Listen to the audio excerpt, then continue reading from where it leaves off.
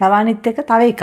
රෙදි ගන්න එක අඩු කරන්න කියපන්. පුදුම විදිහට එදා මගෙත් එක්ක කඩේට ගිහිල්ලා ඔබ දන්නේ ගනිපු රෙදි. ඒ වල මට ගෙනාවේ නෑ මොකක්ද?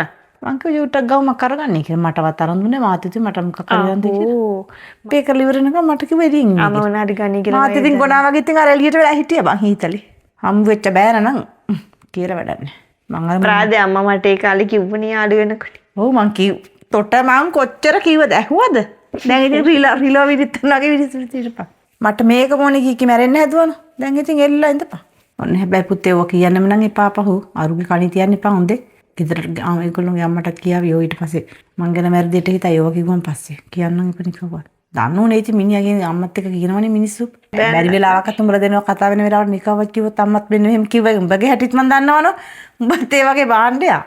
අම්මා කිසි දෙයකට බය වෙන්න එපා. බලමුකෝ තියලා. මේ පොඩි දුවේ හැම කරන්නේ හරි හරි බලමුකෝ ලහිරෝගේ ඉරියව් වලින් මට දැනගන්න පුළුවන් ඉතින්. හැබැයි මම සමහරවිට දකින්න ලහිර එක එක මේ ඇක්සන්ට් දෙනෝනේ ගෙදර මේ වැඩවල ගෙදරව පඩේකට ගණන් ගන්න ඉතින් සීන් එකම දීගෙන ගෙට යන්නේ.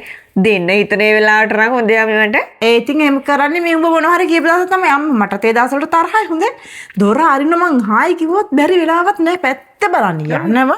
ඔය කතා කිරිලි ඔක්කොම ඉවරයි. උඹ කාමරේට ගියට පස්සේ දෙන්නත් එක්ක. ඊට පස්සේ මට දෙහි කපයි. උඹලගේ හැටි මන් නොදන්නේ.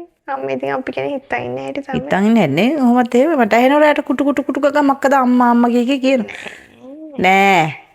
කමන්නේ ඉතින් උඹලට ඕන දෙයක් කරපන් මට ආවන්නේ ඒකට. රට්ටරන් අම්මට මම බනිනවද එහෙම මගේ රට්ටරන් අම්මට. චූටි මද දැන් ඔය කුණුව හින්දා ඵලයන් නිදාගන්න. අරුව ඇති මේ උණා පුලුව වගේ. ගුලි වෙලා මට බැන බැන. අයි දන්නතේ හිතින් බැන බැන ඇති බයිනිකාත් එක්ක. කිව්වොත් මට කියන්න ඕන. ඇහුණද?